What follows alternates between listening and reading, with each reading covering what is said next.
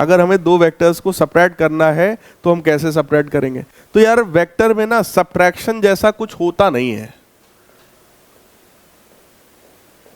Vectors में subtraction of vector जैसा कुछ भी होता नहीं है, ठीक है। यहां जुगाड़ चलता है खाली।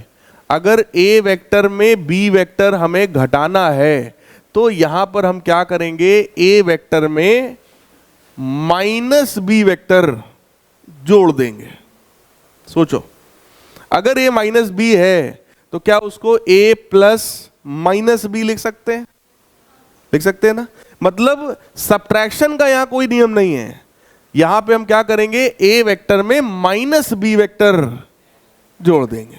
तो सोचो, ए वेक्टर हमको क्वेश्चन में ये गिवन है, मान लो ये ए वेक्टर है और ये हमसे बोला गया बी वेक्टर है, और हमसे कहा गया भैया दोनों वेक्टर्स को आप ऐड कर दो, सॉरी सब्ट्रैक्ट कर दो, ए माइनस बी कर दो। तो हमने आपको क्या तरीका सिखाया, पहले बी वेक्टर का क्या निकालो, अपोजिट वेक्टर, निगेटिव वेक्टर। मैंने आप लोग को वेक्टर के जब टाइप्स पढ़ाए थे तो दूसरा टाइप यही पढ़ाया था, निगेटिव वेक्टर। निगेटिव वेक्टर बेटा वो होता है जिसका मैग्नीट्यूड तो बी के ही बराबर होगा लेकिन डायरेक्शन जस्ट अपोजिट होगा। तो अगर ये बी वेक्टर है तो माइनस बी ये होगा, लंबाई बी की ही है, डायरेक्शन जस्ट अपोजिट है। अब तुम्हारा काम इतना सा ही है, तुमको इस वेक्टर में ये वाला वेक्टर ऐड करना है। बोलो ऐड करने के लिए तुम्हारे पास कौन कौन से तरीके हैं? दो वेक्टर्स को अगर ऐड करना है तो पैरेललोग्राम्स लॉ। पैरेललोग्राम्स लॉ में दोनों के टेल्स को मिलाते हैं या किसी के टेल को किसी के हेड से मिलाते हैं? दोनों के टेल्स को मिलाते हैं। बोलो भाई, तो दोनों के टेल्स को चलो मिलाते हैं, देखते हैं क्या बनता है। पहला वेक्टर बोलो ये है ए वेक्टर, और दूसरा वेक्टर ऐसा है, और जब टेल्स मिलाओगे तो ऐसा बन जाएगा, this is minus B vector. इन्हीं दोनों को बोलो ऐड करना है। जब ऐड करना होगा तो पैरेललोग्राम कंप्लीट करोगे और इसके पैरेलल यहां से हम बनाएंगे, तो ये हमारा पैरेललोग्राम बन गया। बोलो यही है रिजल्टेंट। और यहां पर रिजल्टेंट का मतलब क्या है? रिजल्टेंट का मतलब यहां पर क्या है भाई? R vector is equal to A vector plus minus B vector, तो अपने आप सब्ट्रैक्ट हो जाएगा। क्लियर है? अगर पैरेललोग्राम्स लॉ लगाया तो पैरेललोग्राम्स लॉ का हम फार्मूला लगाएंगे भाई। क्या कि सर ये जो आर स्क्वायर है इसका फार्मूला क्या होगा? आर बराबर A square plus B square plus 2ab cos. अब एंगल की बात करते हैं। मान लो क्वेश्चन में हमको गिवन है कि इसका, भाई हमको तो ए और बी वेक्टर गिवन था, तो जो एंगल वो देंगे तो बी का ही तो देंगे। वो बी का एंगल उन्होंने हमको दे दिया कि भाई जो बी वेक्टर है वो एक्स एक्सिस से मान लो 60 डिग्री का एंगल बना रहा है। लेकिन हमको यहां फार्मूले में, इस फार्मूले में कौन सा एंगल चाहिए होता है? A square plus B square plus 2ab cos theta में थीटा कौन सा एंगल है? दो वेक्टर्स के बीच का एंगल है।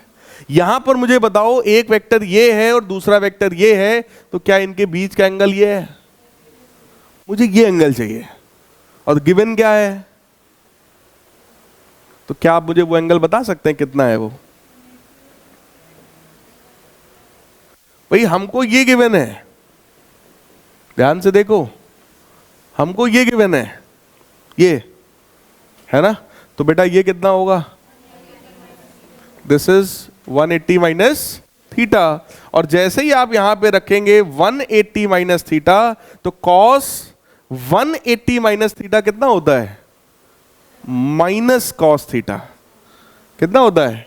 माइनस कॉस थीटा, क्योंकि सेकंड क्वाड्रेंट में कॉस कैसा होता है? Negative. So it will become A square plus B square minus 2ab।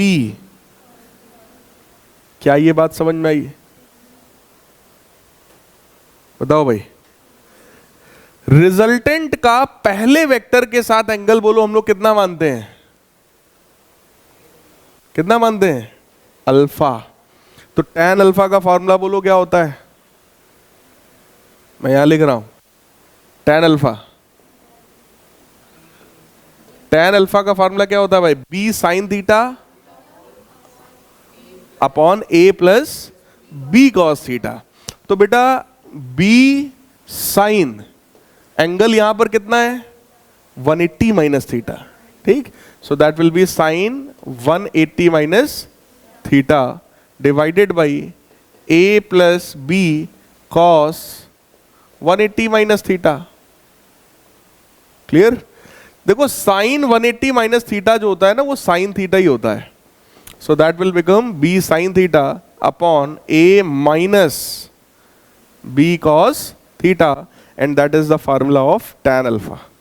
तो कहने का मतलब, अगर दो वेक्टर्स को सब्ट्रैक्ट करना है, पहला ऐसा है दूसरा ऐसा है, सब्ट्रैक्ट करने के लिए आपके पास फार्मूला है r is equal to under root a square plus B square minus 2ab cos theta, और अगर ऐड करना हो तो प्लस 2ab कॉस थीटा।